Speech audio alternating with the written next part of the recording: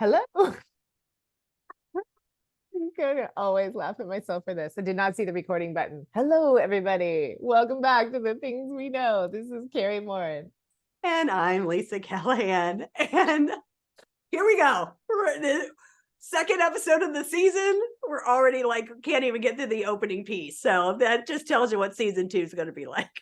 Jeez, I know. Well, yes, welcome back. And thank you for putting up with the fact that I still haven't learned how to know when we're recording. Anyway, we have a great episode for you. It was a topic introduced by a really dear friend and fellow coach, Alan.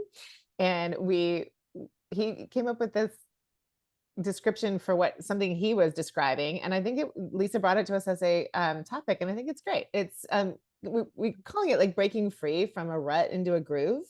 But what is the difference? And we want to talk about that. What's the difference between feeling like you're in a rut or feeling like you're in a groove? Yeah, so Alan brought this to another meeting that I lead, and I thought it was really fascinating because he was talking about how he has, for a couple of years, felt like he was sort of in a rut around. He was just kind of going through his life as it was happening, not really actively trying to change anything. And he worked with both Kari and I, and he and I left the company at the same time. And so I think that's what really prompted him to be like, you know what? I no longer want to think of this as a rut, but instead think about getting myself into a groove. And so in some ways, actual ruts and grooves physically are the same thing. Like you can fall into, if you're in a muddy path, it's a rut or a groove, right? If you get stuck there. But the way we're talking about this is a rut is when you're stuck in a pattern or habits that are hard to change. And maybe you're at the point, and I think this might have been where Alan was coming from. I certainly understand this. We often don't make changes until it's harder to stay where we're at than it is to make the change. And I think that's kind of leaving our job was sort of the catalyst to think, okay, I can no longer keep doing what I'm doing. I need to up level this. And so he wanted to think of his life as being in a groove, which is typically you're in flow, you're in rhythm, things are going the way you want them to go. So that's really what this, as we start off 2024, if you feel like 2020, 2021, 2022, 2023 puts you in a rut, how can you move into 2024 feeling like you're in a groove? I like it. So we want to talk about the difference? Yeah. A little bit more. Sure. Okay. So like we were talking about this right before, because Lisa's right. Like if you think about neuro pathways, if you're familiar with that, I'm always fascinated by that, partly because of what goes on with my son's brain, but also my own, right? Like habit change. We talk about, if you think about it, a groove, we talk about like still getting a groove back. I'm in the groove. It feels like flow. It feels like fun. There's a lot of energy around these habits. It feels intentional. When we talk about a rut, it feels like a dead end or like a ditch, that's like gathering old liquid or something. I don't know why. I think of like getting a car out of it, like where your tires are spinning, right? So like neural pathways, like it might have been a healthy one, right? It might have been a healthy one that becomes a rut if it's no longer serving you. Or there might be neural pathways that you want to just keep those fresh and oiled and healthy and keep them going because it has always served you. Exercise, right? Hydration, communication. Like, there are certain things that will never get old and they will always be part of any groove that's going well for you. Ruts might be certain relationships, certain jobs, habits that maybe once served you that no longer do. Or habits that have sort of mutated into, numbing or checking out versus like were actually something you had a little time limit on or something like that. So yeah, that's kind of in right before we hit record, we were talking about that, and that just kind of sparked a lot of. So then we hit record. I guess like, well, all the good stuff. And in life and personal development, that's what a lot of people come to us with. I'm just in a rut. Nothing feels new. So we were just having a conversation with a friend who's going to be on the pod next month about marriages and relationships and how those get stuck in a rut, where that routine needs a little fresher upper.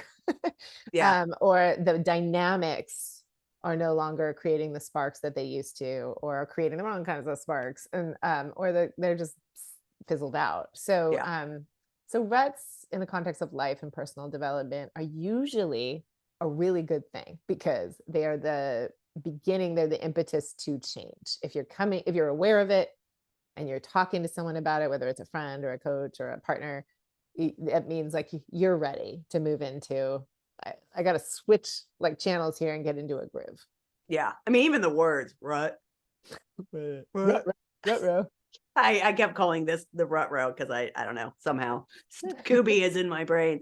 Yeah, versus a groove like that. Everything things are groovy and still I got a groove back and all that's into the groove. Isn't that what we're our song later? Yeah, Yeah. yeah. Even Madonna talks about it. And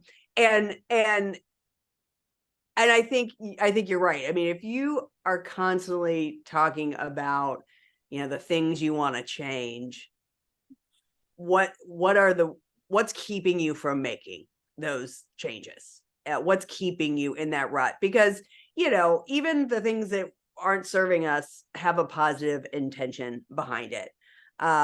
So maybe break some of this down, why we stay in a rut for so long. Yeah, because I do. I think that I mean, have you ever felt like you were in a rut?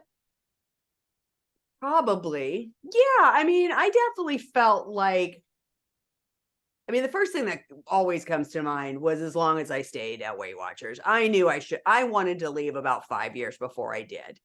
And I've always said the reason I didn't leave sooner was I couldn't figure out how to. So there's probably some fear, right? Because I didn't really, at the time, I didn't know what else I wanted to do. It really wasn't until I found coaching and we were moving that it made it easier for me to make that change. But and so love, safety, belonging, right? So I really did love what I was doing. I just didn't love working for the company anymore. I loved my members and I had that sense of belonging leading these meetings, and then the safety of having some paycheck, even if it was Sure. piddly, Yeah. So we'll talk about that because this is reminding me too of a very pivotal conversation I had with my therapist about, things don't have to be bad for you True. to be done with them. Where I was Yes. like, well, I don't hate it. She's like, you don't have to hate it to leave. You can just be done with the rut. I'm like, okay. It's such That's a novel idea. it's like about relationships or jobs or any sort of role we're in. So yeah. So let's break this down. Like, what are the components of being in a rut, and what are some of the reasons we stay in a rut? Yeah. So I think again, for me, the comfort zone, fear of change, change is hard. Hmm. And it's hard for everybody. Some people love change, but even if you love change, it's hard. And so having that sort of comfort zone, right? That state, psychological state where familiarity and routine make you feel safe. I mean, Yeah. that's hard to want to dismiss, right? And then stepping outside of that comfort zone and the unknown. I mean, there can be a lot of fear around that. But if you have that sense of like the Sunday scaries, right? Around jobs or if you're in a relationship that you sort of wake up and hard eye roll, like that comfort zone is also stagnation. And think about Right. stagnant water. I know. You're just making me think all about what we refer to in our training and is the critter brain, right? Yes. The critter brain, the like, um, like this prehistoric brain of ours, right? That is like meant to see anything new as dangerous, whether Yep. it's, too much like stimulus, like from coffee, someone yelling at you, being chased by a tiger, All the same thing. anything new, it's all the same thing to that part of your brain. And so, of course, what we know is better than what we don't know to that part of the brain, right? Yep. And the comfort zone is like, okay, well, we didn't die here.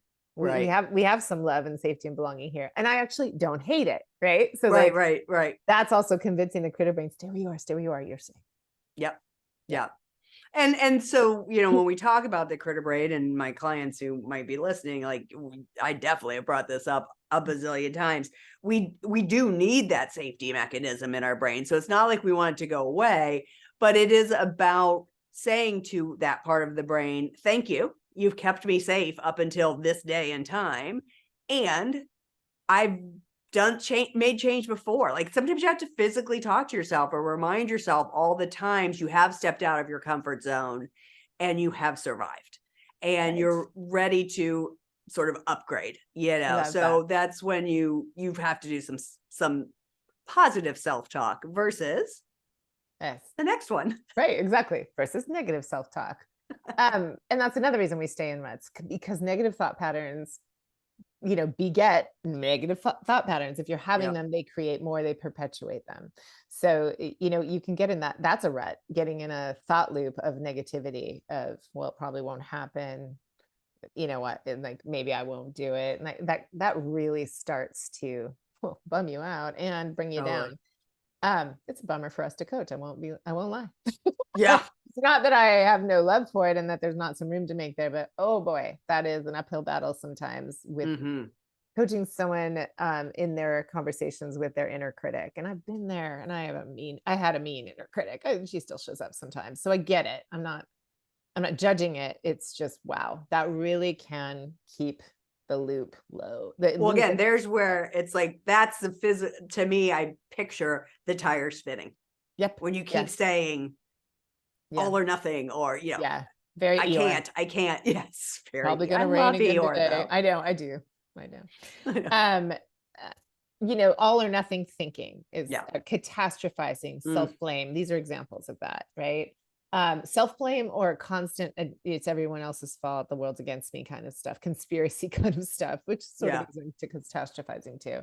Yeah. That stuff really, like, the more you open your thought pattern to that or you allow it, the more you're going to get sucked into it. And so, it's not bad news if you're listening going, I do that. It's okay. Like, Yeah. that's the first step, awareness. We all do it. It's like, whoop, there goes that part of me that's going to say all those negative things because what it really wants is to keep me safe and doesn't want change, but it's actually not helping. So just being aware and having that separation helps. Um, and also just the whole, like, they contribute to that sense of hopelessness, which creates inertia in that direction. And that's the rut we're trying to get out of. Yeah. So yeah. And spoiler alert, we have a few more things to say here, but every time you decide to make a change, these things are going to re-show up. Like you don't knowledge is power, but now okay, so maybe you're thinking, all right, these are the things I want to do for 2024, and you're listening to this and you're going, okay, great. And I'm doing all the things Kari and Lisa said. And in 2025, when you make some more decisions to change, all of this is going to come flooding back. That doesn't mean you failed. It just means this is absolutely human nature. And so you catch yourself faster and you get out of the negative self-talk patterns or the comfort zone piece. You can start to move forward faster as you in future change. I think I just always like to presence that for people, that it's like when you find yourself falling back into these patterns. I mean, you just said the inner critic still comes out, does for me too. I don't think of that as failure. Like, oh, I thought I had this licked. I actually think of it as being, it means I'm trying to do something new because the critter brain It's doesn't just show a up it's when just a things are good. signal. It's a signal to redirect. It's Yeah. never a failure. It's more just like, hopefully it's the difference between like, we'll see, this is never going to work, too, like, oh, you again. I know what this means. Right. I see you. Yeah, Mhm. totally. So the other reason you might stay in a rut is not feeling like you have self-efficacy. You don't feel like you have the ability to bring about change. So there again is sort of the Eeyore. But that could be a huge, if you don't think you have the ability to affect change for yourself, that is a ginormous barrier to Right. staying in a rut. No question.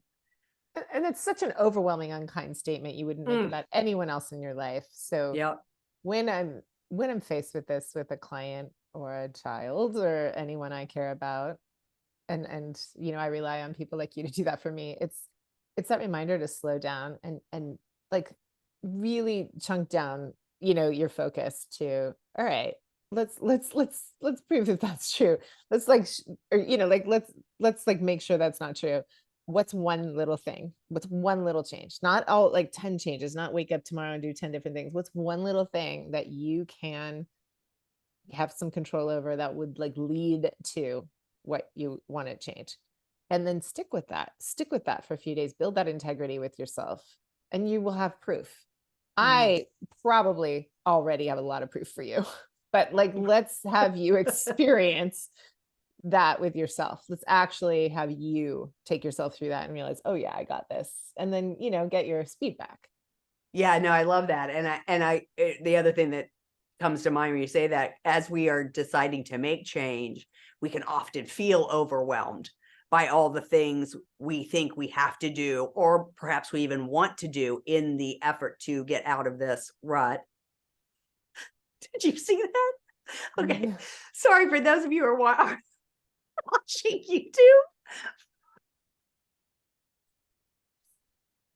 We may have to edit, but if not, so for some reason, a whole bunch of balloons just went through Kari's Zoom. There's no reason it should do that, even if AI is turned on. I'm sitting here like this listening. It's really weird. Am I the only one that saw that? I'm just going to keep talking. But anyways, okay. So, but you know what's so funny is what I was going to say. So if the Zoom is reading my mind, is not only making, so you're saying make these, what's the one small thing, but to your other point, celebrating all the things you have done. And I think that's where the coach comes in, right? Yeah. Now the balloons need to be released. I'll be so interested if that showed up on an actual thing. Anyways, I think, that's what I love doing as a coach, when my clients are sort of like, nothing's changing, I haven't done a thing. And I'm like, well, what about this thing and this thing and this thing?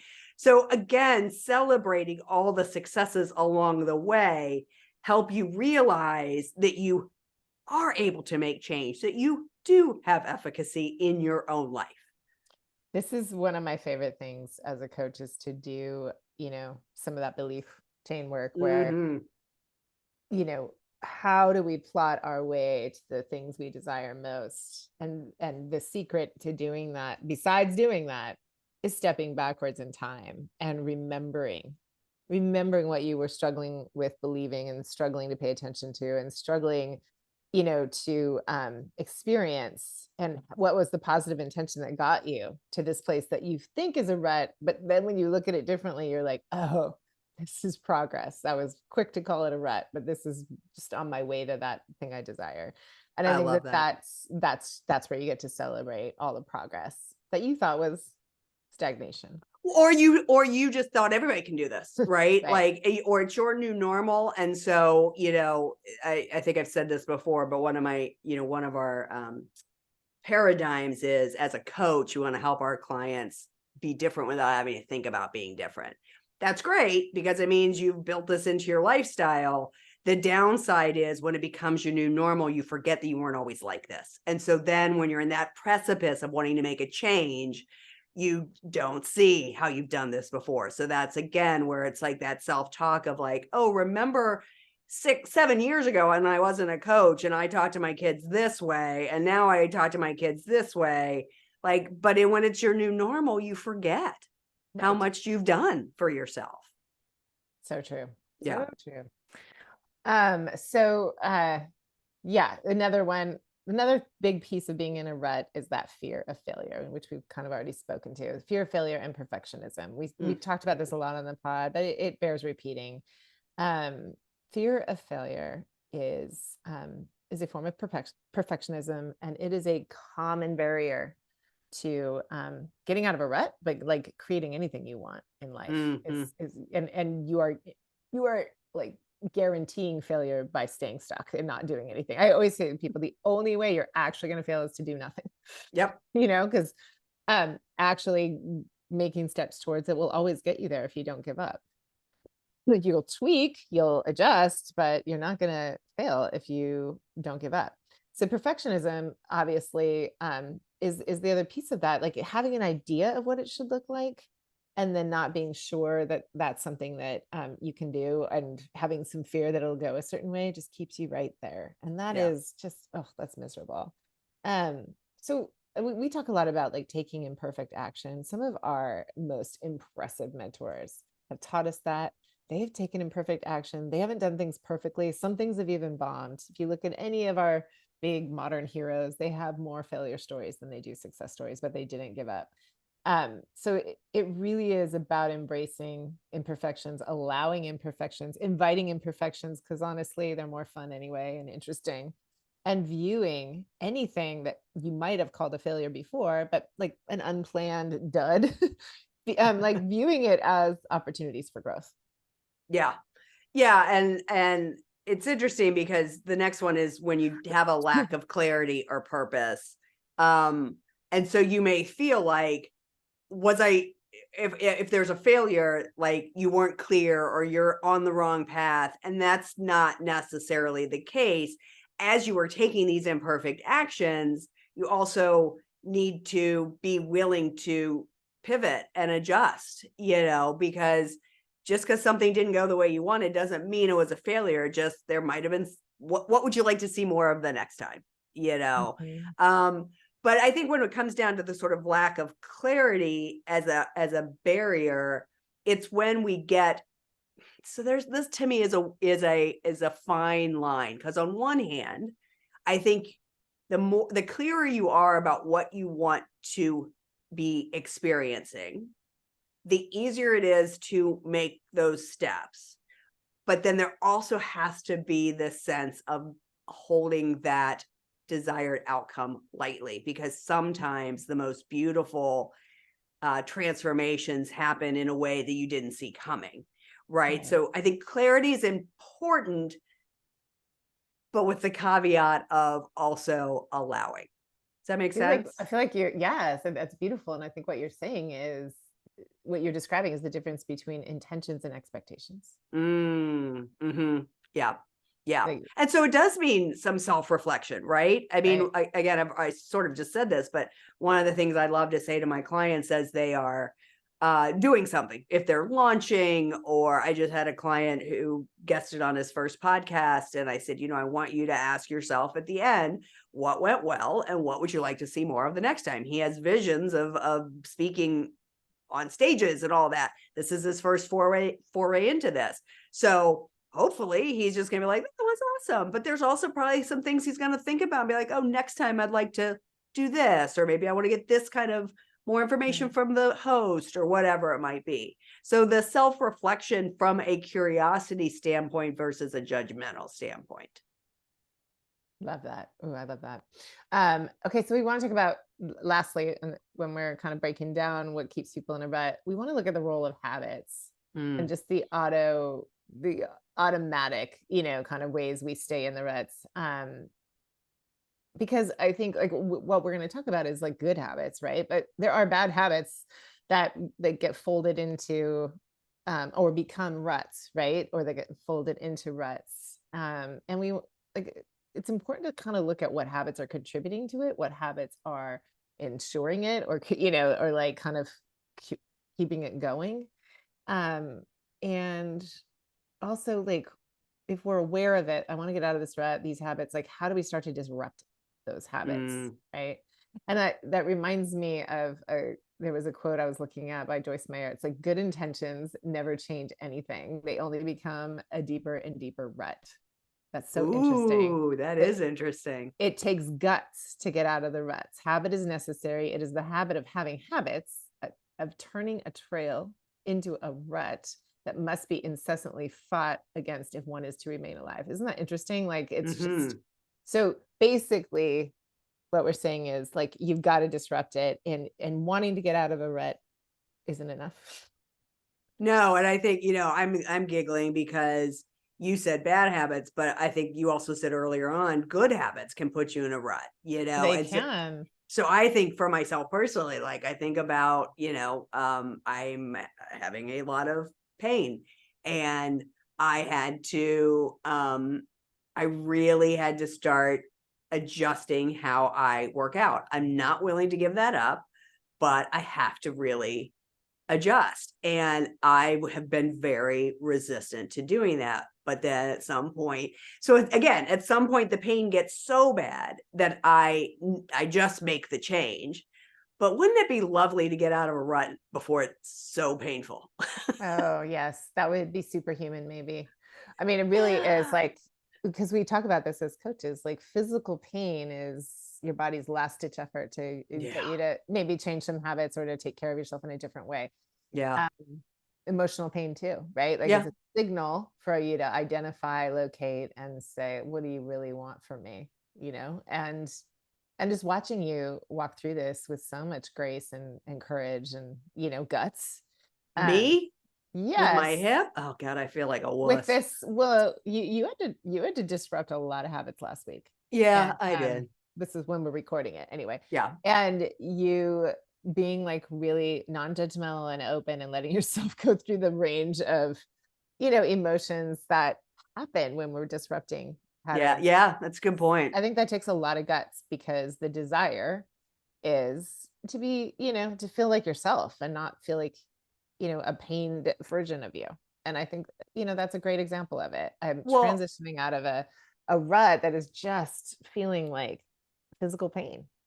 yeah, but I want you to say what you just said again, or I want to repeat what you just said, because as we disrupt these habits, there is going to be some uncomfortableness. I don't know if that's a word.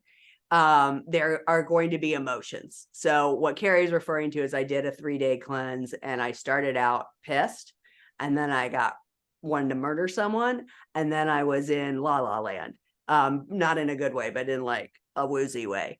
And I wasn't expecting any of that. And so, but I had a great coach that was helping me with this, and so I could reach out to her and she could say, this is normal, you're doing the right thing, but I don't, when we just, even when we make the decision to make the change, be prepared for emotions around this, and some of it might be anger. When I was really really angry on the second day, she told me to journal, and Kari and I were texting, and I was like, I just said I wanted to murder someone. I don't think I should write down that because I don't want to be held accountable. I don't want there to be But proof. I don't want there to be proof. But what I did think about, I didn't journal because I'm not much of a journaler, but the first thing that came to mind was I'm angry. I am angry at my body for, I don't feel 54, but my hip tells me I am. And I am angry about that, so I be prepared for emotions Yeah, around that's all of this. what you're describing is the detox that happens when we disrupt anything. So that's Mm, that's a literal physical detox when yeah. we start, kind of force feeding a bunch of like greens and nutrients that our body wasn't getting a ton of, because you Yeah. don't you don't need a ton. Like, you were eating more than you normally had to eat. Yeah. And what that's doing is like pushing out the things that maybe were helping contribute to the pain. But that applies to anything. You're Yeah. disrupting, like, when you're used to feeding your subconscious or some parts of you with an unhealthy relationship, and you like disrupt that, you start to respond differently to that. I've seen it with people giving up sugar. You and I both have. I've seen it with Yep. people giving up habits, Yep. um whether it's scrolling or smoking. um Again, like, even when people are leaving a job, there's going to be some uncomfortable stuff that comes up when you're like, oh, there was things about that unhealthy thing that were really feeding me. I need to Yeah. look at that. Maybe not always deep, but at least be aware that your body's adjusting, your emotions are adjusting. There's an adjustment period that ain't pretty, but it's temporary.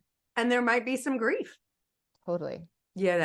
and so again, it goes back to all feelings are valid, and Mhm. um allow, instead of trying to push them down or speed through them, allow them to flow through you, so that, because it moves a lot faster when your feelings are in a groove than when they're in a rut. That's so true. Yeah. Mm. Do you want to talk about goal setting a little bit? Like, moving out of the things that create a rut and wanting to move towards a groove. Yeah. How do we shift into those? How do we shift into the habits and kind of the planning and the goal setting to get there? Well, I think the first thing I would say is, decide what you want to see a groove in. You may feel like, oh, I'd like to be in a groove with my job, with my relationships, with my health. Great.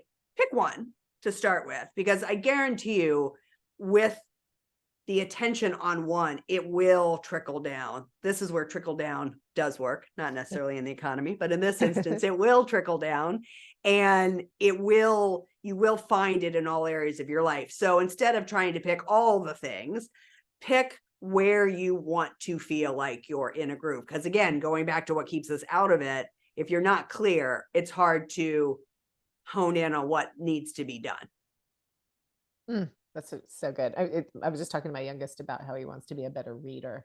And Mm, he's like, I'm just growing up in that social media age and that yeah. electronic age and the music, but I want to be reading more. That's a goal for me. How do I do that? And I was like, it's a muscle. Like, what if you Yeah. read 5 pages a day, and then don't try, like, make yourself stop there so that you can build the pride around it and not get the burnout. And and maybe that was me projecting, because like I sometimes fall asleep now when I read, as much as I love to read us. But that, it really is about, um like, what do you want, and how do you, like, start to pace yourself to get there? Yeah. I love that. Um, Um, go ahead. Sorry, sorry, go no, ahead. no, you go ahead. I'm about to cough. um, so again, regardless of what you've decided you want to get in a groove with, embody this, right? Start with the body and not the head, because we can overthink the shit out of anything. And then if you start overthinking, then the critter brain is just like, sweet playground, and gets right in there, and will keep you where you're at for fear of change. So feeling, when you think about your desired outcome, one of the things you and I love to do is future pacing. And part of that is, when you think about, I'm at my goal, whatever it might be, what am I seeing, hearing, feeling, tasting, touching? It integrate, or associate in, versus disassociating, which is seeing it up on a movie screen.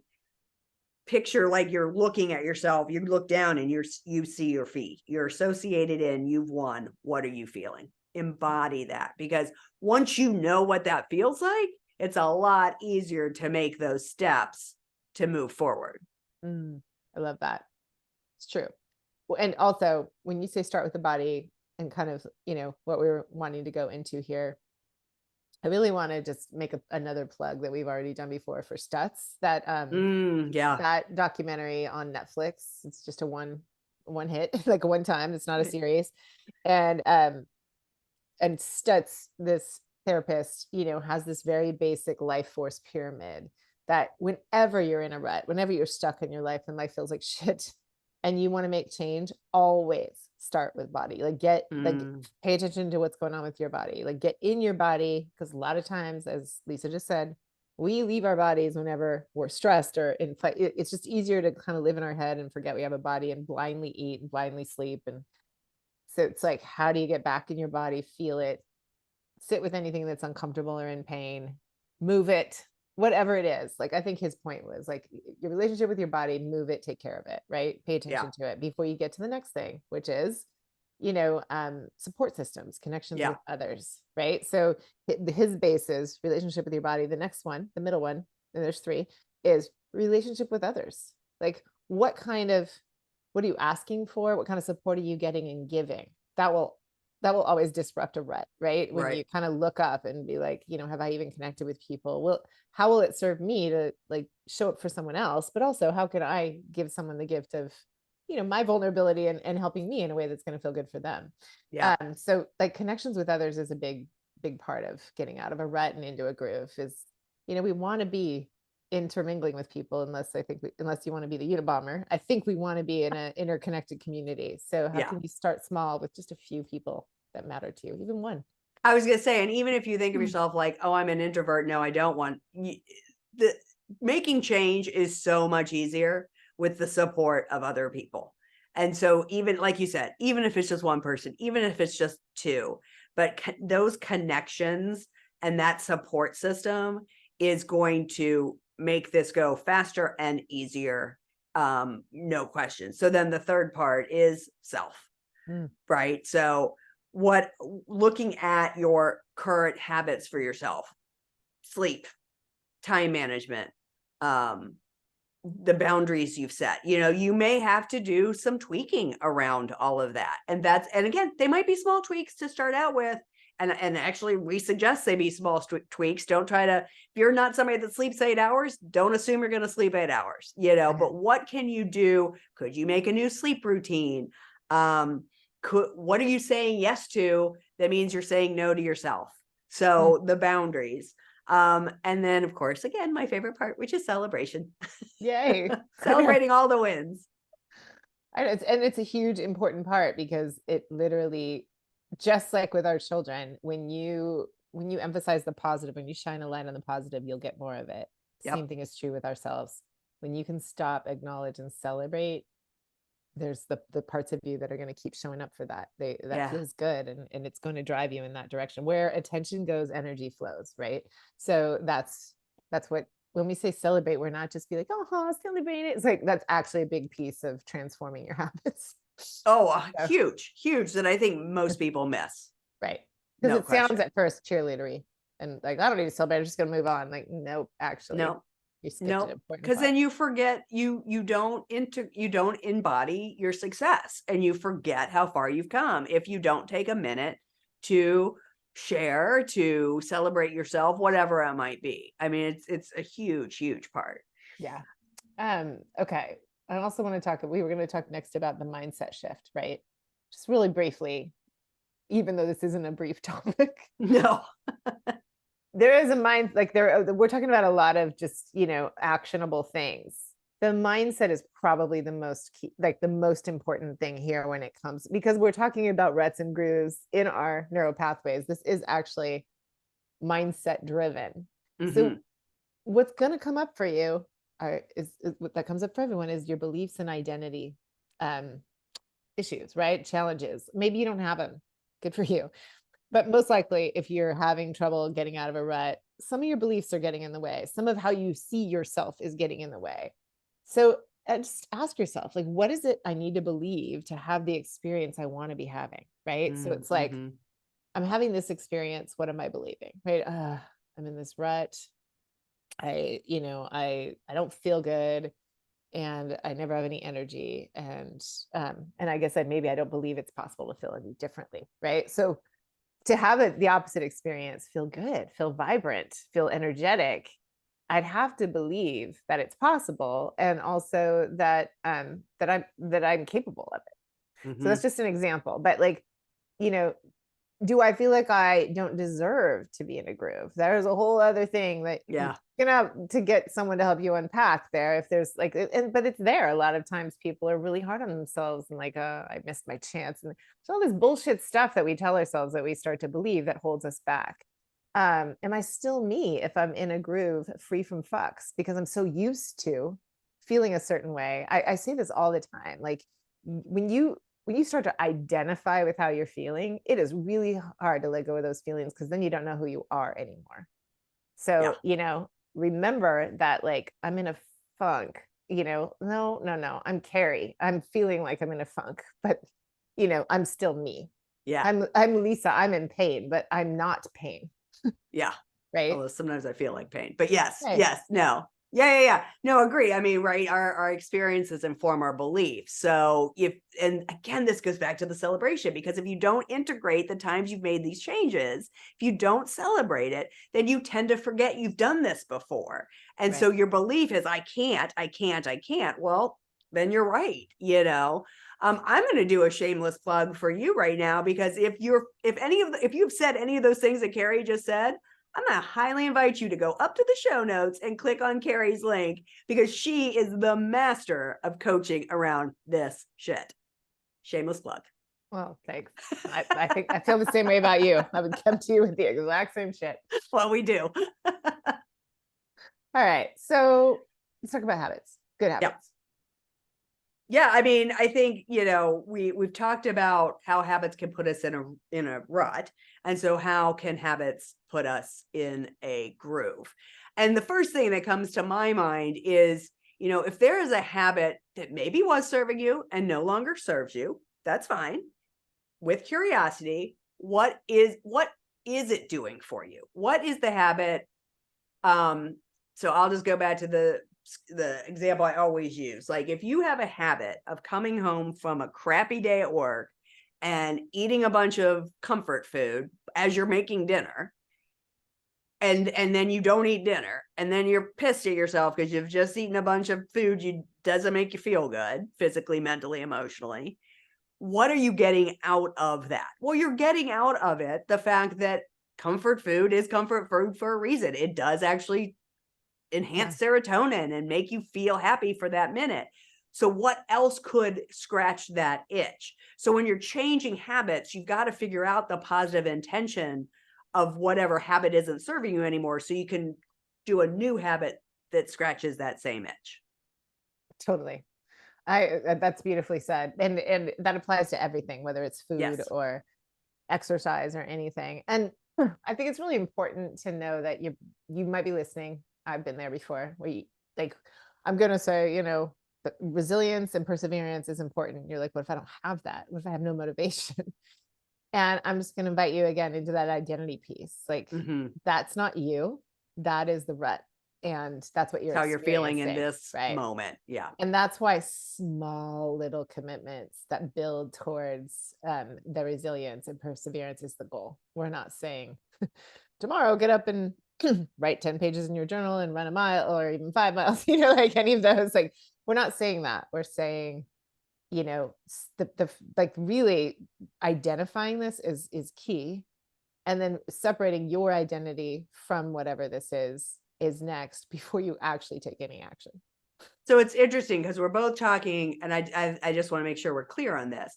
There's part of this where we really want you to associate in, right, with the desired outcome and how you want to feel so that you are motivated by that. But then there's part of this, we're asking you to disassociate from the feelings and making it who you are instead of how you're feeling. No, thank you for clarifying that. That's true. Brilliantly said. So what are some, easy, I think to sum this up, I feel like we have a few kind of basic actionable steps, or just sort of expectations of what to move through Yeah. when you're coming out of a rut. You want to start? Yeah, I mean, I think when you think about what you want, what groove you want to be in, um, it is important to know what could get in your way. When I have a client and they say they want to do this, and I'm great, we're going to do this, and they've got accountability or whatever, but I always end by saying, and what could keep you from doing this? Mm. And I am going to invite you for the answer to not be me, because duh. Right? You need to think about specifics, It's you like know, what part of you or what about right. you? What Yeah. about what in your environment, because when you think about, I mean, we talked about the 5 stages of transformation at the end of last year. I mean, part of it is making sure your environment is set up.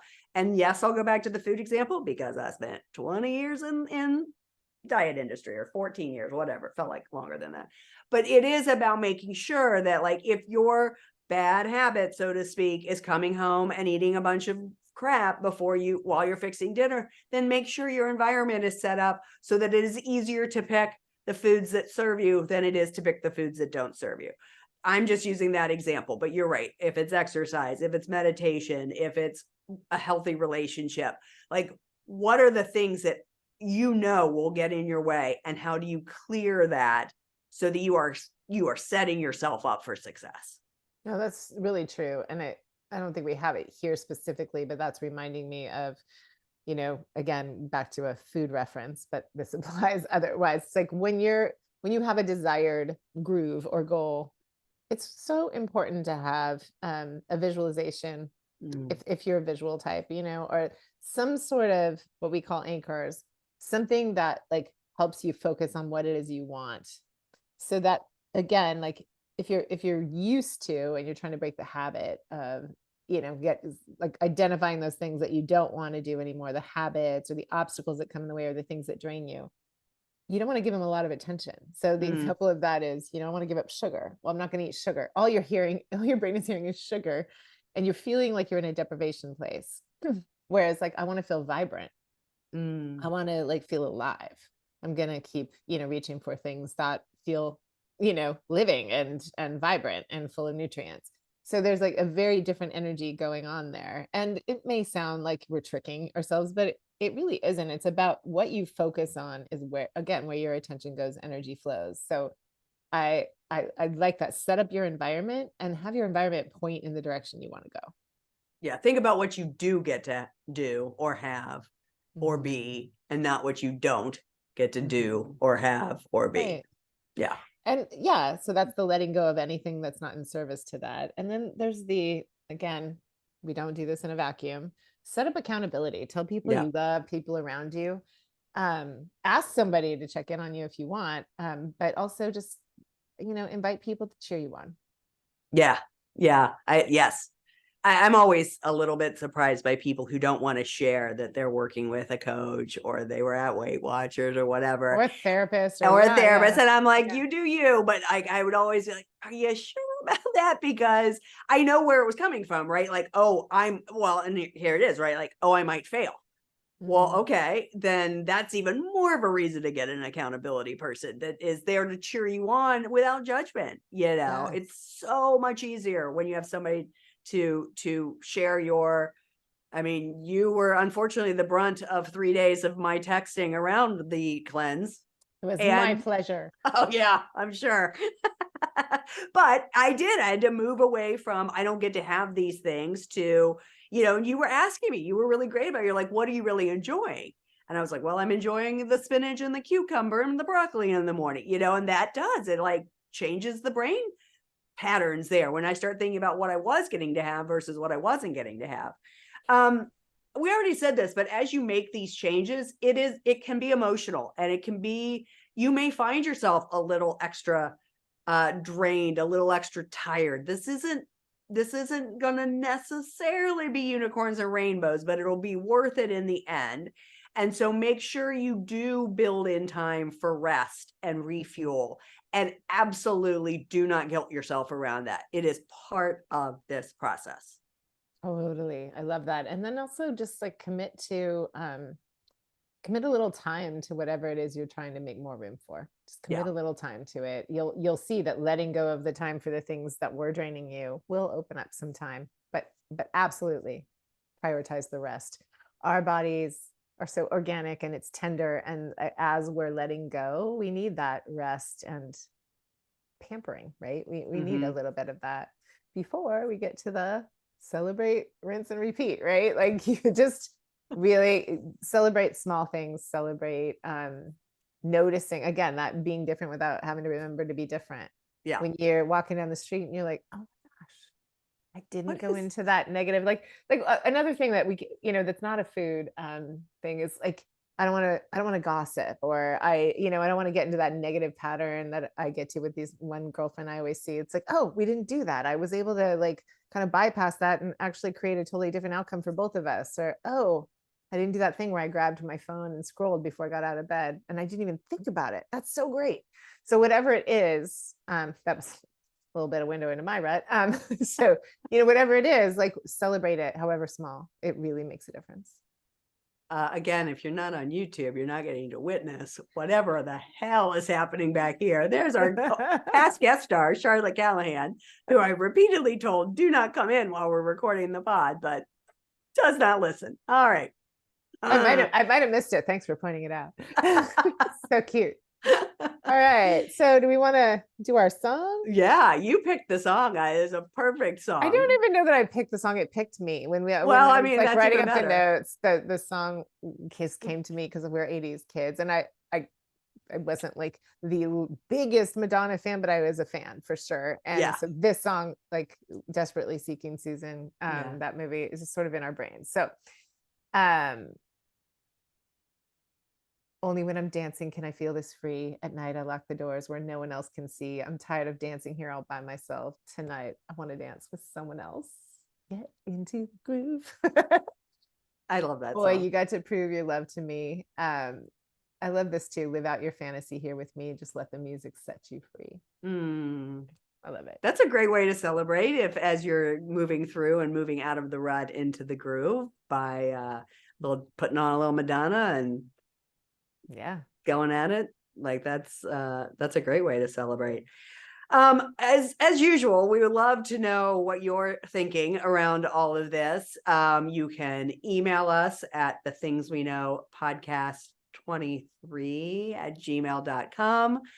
We would love to hear about your visions for 2024 and moving perhaps out of a rut into a groove, or maybe you've already done that in these previous years and you'd like to celebrate that with us. We would love to hear. Our email list, we absolutely see and respond to personally. So please let us know. And you can always put comments on our posts on social media, but if you want to be more, just say it to Kari and I, that'd be awesome too.